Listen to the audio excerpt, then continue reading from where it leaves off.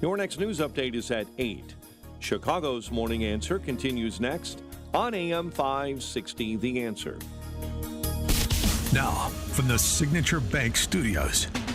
Only the biggest stories, only the biggest guests, and only the biggest opinions. This is AM 560, The Answer. Top of the morning, Dan and Amy. More fallout from Trump's election, specifically Trump. Maybe you throw in Republican majorities in the two chambers, but it's really about Trump, of course. I'm talking about reaction from the left. Like, for example, this teacher, grade school teacher in Connecticut, who was fired from her job for threatening to kill Trump supporters. Yeah, that's a good move. And she decided to do a local news interview to explain herself and try to refurbish her reputation. See how you think that went. What's her job? If you voted for Trump, literally, please delete me, block me, get rid of everything of me, or step to me so that I know what's up and then I can handle you how I see fit. Just because you won doesn't mean we don't remember who the blank you voted for. You're not in the clear. Please, please don't test your gangster on me because you will end on a stretcher, gone forever. What does that mean exactly? Yeah, so it that sounds like a threat. It sounds very extreme. And again, I was in a moment of high emotions and I shouldn't have ever posted the video.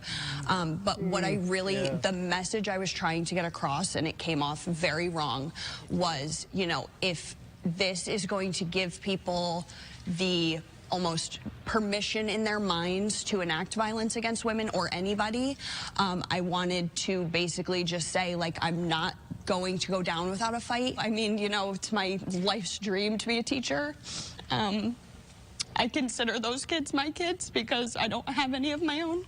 And they fill that for me. And it's so fulfilling. It's so rewarding. And I know that what people see right now, I don't look like that person, but I truly would do anything to help any child and any family in need. Just because you won doesn't mean we don't remember who the you voted for. Yeah, and then the actual video. Yeah. Would you help any family in need that voted for Trump? Just a follow-up question. With no kids of your own, are you also part of the 4B movement with Whoopi by any chance? There's a good example of somebody who should not be around kids.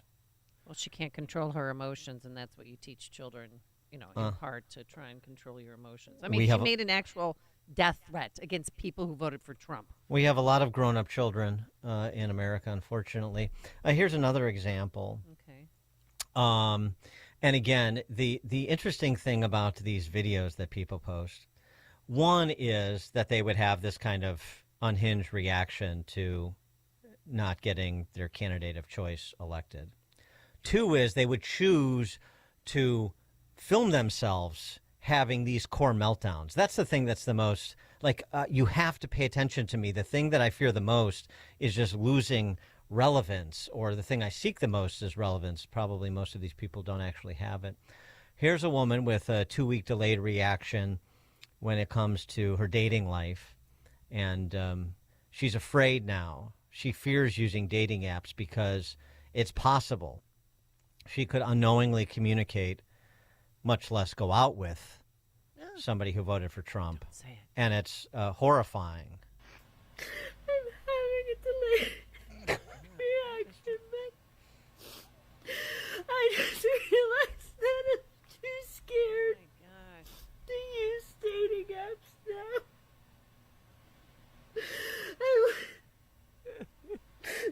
I want to go on it, and I just, every message and every profile just makes me think that it could be somebody like, Oh, my gosh. Put her out of her misery. that's emboldened by Trump. And the profile was so normal that I would never know.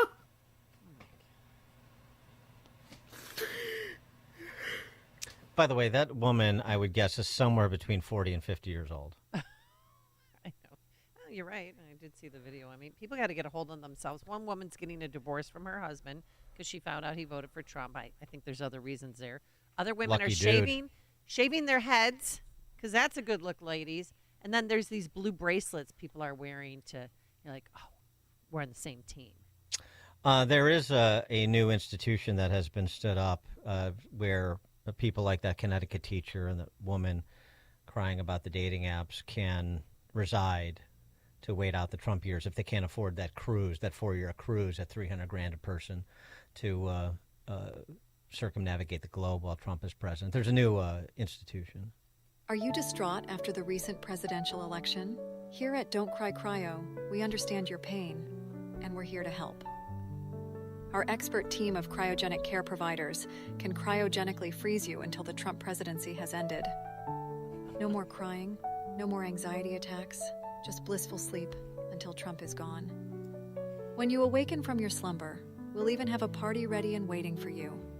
It will be like his presidency never even happened.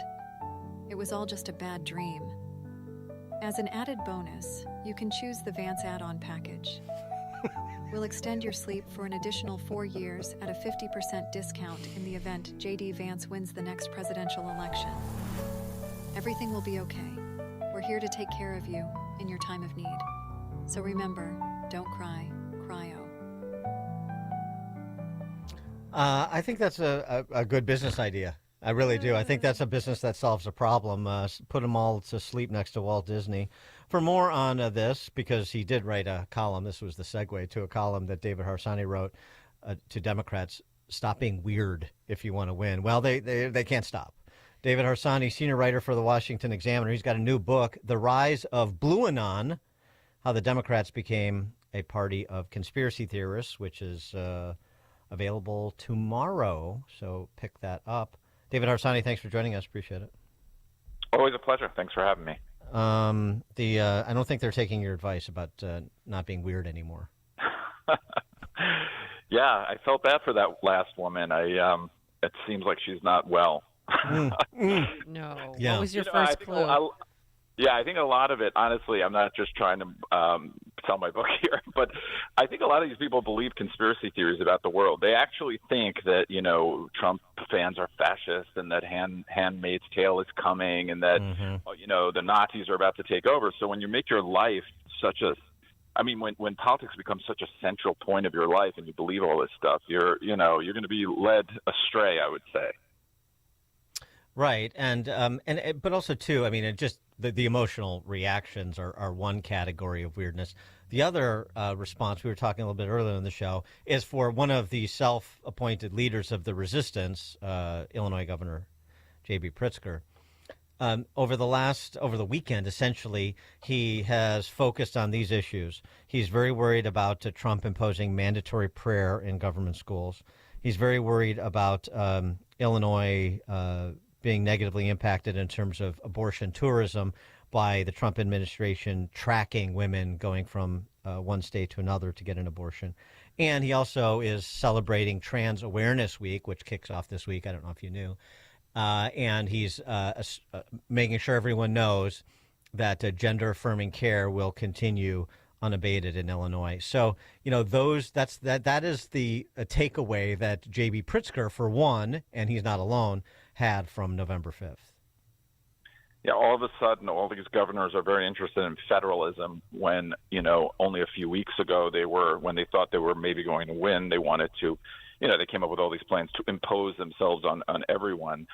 Gender-affirming care is just such a vile and, term. It's a euphemism that literally says the opposite of what it means. And whenever I hear it, I just cringe thinking about it. And I do believe many people find it weird. Listen, I don't think anyone should be, people should be able to live their lives when they're adults in any way they please, as long as they're not hurting other people. But we're talking about children here, and I think a lot of Americans find that really vile and weird. And also just off topic, right? This was an election where I'm very concerned about my economic vitality, my ability to get by, and also I'm concerned about public safety, depending on where I'm at, because of open borders or because of open borders plus Soros prosecutors if I'm in a major metropolitan area, and there's just no response on those topics. There continues to be none. Yeah.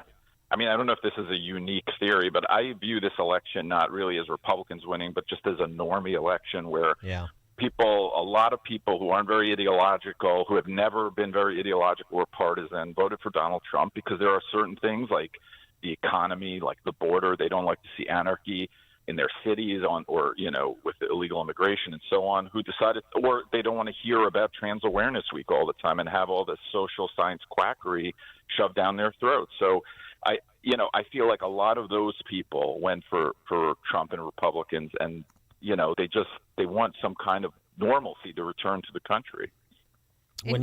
I'm sorry, go ahead. Well, in your book, you talk about that Democrats have not accepted the results of a presidential loss in decades. That they're the original election deniers. That makes me think of Stacey Abrams, who still has not conceded the gubernatorial race in Georgia, and Hillary Clinton. It took her a long time.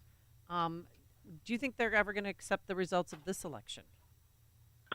Yeah, I mean, just quickly to go back to 2000, I mean, Al Gore never really accepted it. In 2004, we forget now, but most Democrats were talking about Diebold machines in Ohio and saying it wasn't right. And then 2016, almost every Democrat said that it was not a legitimate election at some point. So, yeah, I think this victory was, in a sense, too big to come up with a conspiracy theory very quickly. I think the closer the election is, the more likely it is that you have that kind of thing.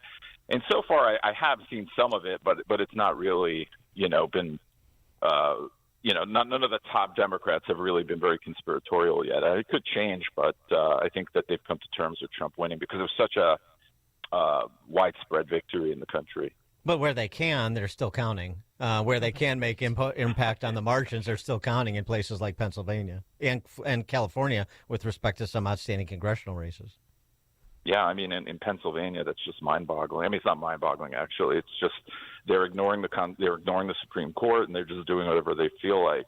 I don't think that's going to help them in the long run. I do think most Americans, again, the normie American doesn't think it's weird that someone should show an ID when they vote in it, and they do think it's weird that people are still counting a week after the election or weeks after the election. Right, but to your point about this isn't going to serve them well. All it does is provide more impetus for House and Senate Republicans to do something at the federal level to at least provide some uniformity when it comes to how you administer elections if you're going to manipulate the outcomes in federal elections. So, things like voter ID and the duration of early voting, and, those sorts of things that have been discussed. This is going to provide them the perfect backdrop to advance that flag. Yeah. Always makes me nervous when you have any kind of federal oversight of elections because in the end, the left knows how to take over these agencies and then they will undermine Florida or undermine a state that does it right. But yeah, you're right about the impetus for sure. David Harsanyi, senior writer for the Washington Examiner, his new book, The Rise of BlueAnon, How the Democrats Became a Party of Conspiracy Theorists, which is available tomorrow. So pick it up. David, thanks as always. Appreciate it. Thanks, guys. Thank you, and good luck with the book. And he joined us on our turnkey.pro answer line. This is Chicago's Morning Answer. Your show keeps me alive during the week. There's nobody I'd rather listen to between 5 and 9 in the morning than you guys. On AM 560, The Answer.